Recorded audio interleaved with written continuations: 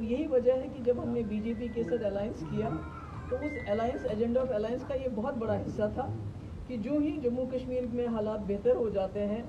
असफा को भी ख़त्म किया जाना चाहिए और सिक्योरिटी फोर्सेस को भी सिविलियन एरियाज से बाहर निकालना चाहिए। तो आज जब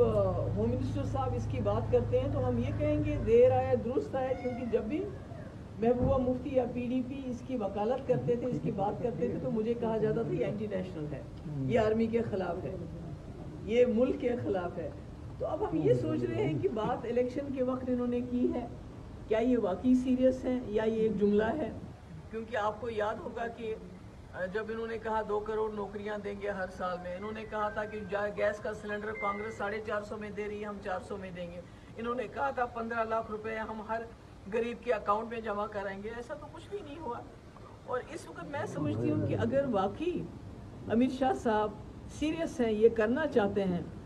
क्योंकि हमने कई एरियाज़ में, मुफ्ती साहब ने अपने एरिया में, जैसे अनंतनाग का हाई ग्राउंड है, टट्टू ग्राउंड है, हमने कोशिश की थी कि जहां आर्मी की ज़रूरत नहीं है वहां से उनको निकाल के बैरक्स में वापस भेजा जाए। अगर वो वाकई अमित शाह साहब सीरियस हैं तो आप जानते